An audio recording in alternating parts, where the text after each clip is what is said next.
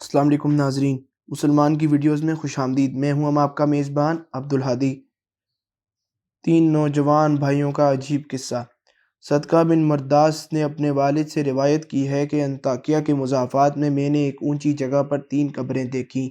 ان میں سے ایک پر یہ شعر لکھا تھا: زندگی سے وہ شخص کیا لذت حاصل کر سکتا ہے جو یہ جانتا ہو کہ اللہ اس سے ضرور حساب لے گا اور اس سے بندوں کے ساتھ کی جانے والی ناانصافیوں کا بدلہ لے گا، اور جو بھلائیاں اس نے کی ہیں اس کی جزا دے گا۔ دوسری قبر پر لکھا تھا: کیا لذت پائے گا وہ جو یقین رکھتا ہو اس بات پر کہ اس پر موت اچانک آ ہی جائے گی، اس کی ساری بڑائی اور ملک چھین لے گی اور اس گھر میں ملائے گی جس کا وہ مستحق ہے۔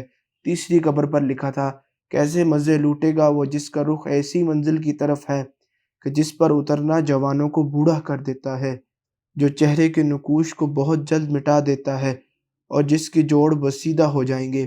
یہ تینوں قبریں ایک صف میں کوہان کی شکل میں بنی ہوئی تھیں۔ راوی کہتا ہے کہ میں ایک بوڑھے کے پاس جا بیٹھا اور اس سے کہا: میں نے تمہاری بستی میں ایک عجیب بات دیکھی ہے۔ اس نے کہا: کیا دیکھا؟ میں نے واقعہ بیان کیا۔ اس بوڑھے شخص نے کہا: ان کا قصہ اس سے زیادہ تعجب خیز ہے جو تم نے ان کی قبروں پر دیکھا۔ میں نے کہا: سناؤ، کیا ہے؟ اس نے کہا: یہ تین بھائی تھے۔ اس میں سے ایک بڑا عہدیدار تھا جو بادشاہ کے ساتھ رہتا تھا اور شہروں اور لشکروں کے انتظام پر مامور تھا۔ دوسرا ایک مالدار تاجر تھا، وہ بھی بادشاہ کے خاص لوگوں میں سے تھا۔ تیسرا ایک عبادت گزار شخص تھا جو عبادت کے لیے اپنے آپ کو فارغ کیے ہوئے تھا۔ اس عبادت گزار کی موت قریب آئی تو اس کے بھائی اس کے پاس جمع ہو گئے اور اپنے عابد بھائی سے کہنے لگے کہ کچھ وصیت کر لو۔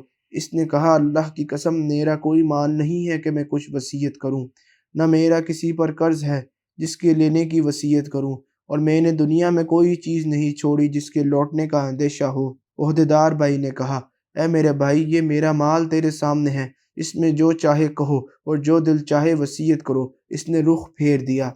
تاجر بھائی نے کہا: میرے بھائی، تجھے میری کمائی اور کثرت دولت کا پتہ ہے، شاید تیرے دل میں کسی بھلائی کا ارمان رہ گیا ہو جس کو مال خرچ کیے بغیر حاصل نہ کیا جا سکتا ہو۔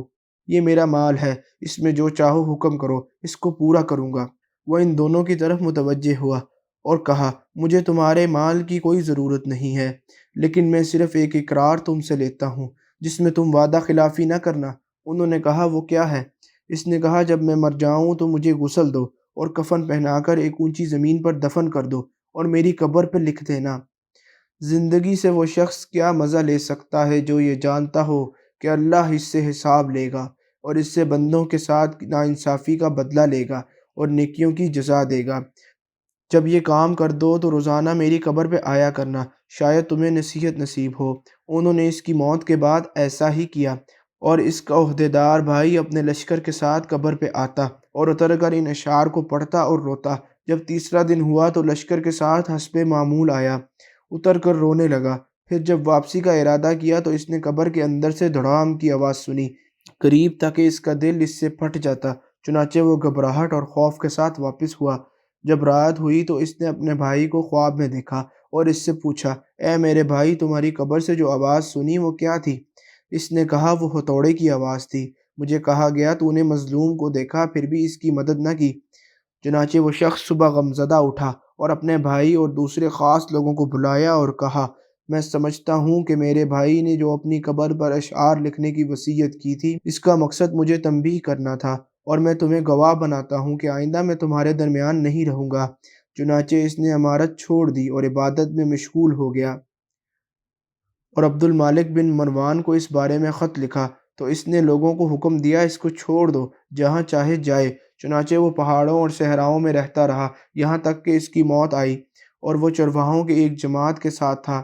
اس کے بھائی کو خبر پہنچی تو وہ حاضر ہو گیا اور کہا: اے میرے بھائی، کوئی وصیت نہیں کرنی؟ اس نے کہا: کیا وصیت ہے؟ کوئی مال نہیں جس میں وصیت کروں، لیکن ایک وعدہ ہے، وہ یہ کہ جب میں مر جاؤں تو میری قبر تیار کر کے مجھے میرے بھائی کے ساتھ دفن کر دینا اور میری قبر پر لکھنا: کیسے لذت پائے وہ شخص جس کو یقین ہو کہ بہت جلد اس پر موت اچانک آ جائے گی اور اس سے عظیم ملک اور تمام بڑائی چھین کر اس قبر میں اس کو ٹھہرائے گی جس کا وہ باسی ہے۔ پھر 3 دن تک میری قبر پر آیا کرنا، میرے لیے دعا کرنا، شاید اللہ تعالیٰ مجھ پر رحم فرمائے۔ चुनाचे वो मर गया। इसके भाई ने इसकी वसीयत पर अमल किया। जब इसकी कब्र पर तीसरा दिन आया और दुआ की और रोता रहा, फिर जब वापस होने लगा तो इसने शदीद आवाज़ सुनी, जिससे इसकी अक्ल ज़ायल होने के करीब हो गई और वो वहाँ से बेचैन होकर लौटा। रात को इसने अपने भाई को ख्वाब में देखा। इसने कहा कि मैंने जब ख्वाब में अपने भाई को देखा तो इसकी तरफ लपका और इससे पूछा, क्या तुम हमारी मुलाकात के लिए आए हो? इसने कहा, मुलाकात तो बहुत ही दूर है। मैंने कहा, मेरे भाई तेरा क्या हाल है? इसने कहा, खैरियत से हूँ। तौबा कितनी खूबियों और भलाइयों की जामे है। मैंने कहा, मेरा दूसरा भाई कैसा है? इसने कहा, वो तो नेक पेशाओं के साथ है। मैंने कहा, हमारा क्या हाल होगा? इसने कहा, जिसने दुनिया व आखिरत के लिए जो कुछ किया है वो देख लेगा। बस तुम अपनी मालदारी को फ़कीरी से पहले गनीमत समझो। रावी का बयान है कि इसने दुनिया से किनारा कशी इख्तियार कर ली, अपने माल को तकसीम किया, जायदाद बाँट दी और अल्लाह ताला की इबादत में लग गया। इसका एक बेटा बड़ा होकर एक खूबसूरत और बाकमाल नौजवान बना और तिजारत शुरू की, यहाँ तक कि तिजारत में एक अहम मकाम हासिल किया। इसके बाप की मौत करीब आई तो इसने अपने बाप से कहा, अब्बा जान क्या वसीयत है? इसने कहा, मेरे ऐ बेटे, तेरे बाप का कोई माल ही नहीं जिसमें वसीयत करे, लेकिन मैं तुझसे एक वादा लेता हूँ, जब मैं मर जाऊँ तो मुझे अपने चचाओं के साथ दफन कर देना और मेरी कब्र पर ये शेर लिखना, कैसे मज़े ले सकेगा ज़िंदगी से वो जिसका रुख ऐसी कब्र की तरफ है जिसकी खाट नौजवानों को बूढ़ा कर देती है और चेहरे का रंग उड़ा देती है और जल्दी-जल्दी जिस्म और जोड़ों को बोसीदा कर देती है। हासिल, बेशक जो सच्चे दिल के साथ अल्लाह की तरफ रुजू करता है, तो अल्लाह ताला इसकी दुआ को कबूल फरमाते हैं। इसलिए हमें भी चाहिए कि हर हाल में अल्लाह की तरफ रुजू करें और हर वक्त अपने गुनाहों की माफ़ी मांगते रहें। अल्लाह ताला हम सबको इस वाक़ये से सबक हासिल करने की तौफ़ीक अता फ़रमाए।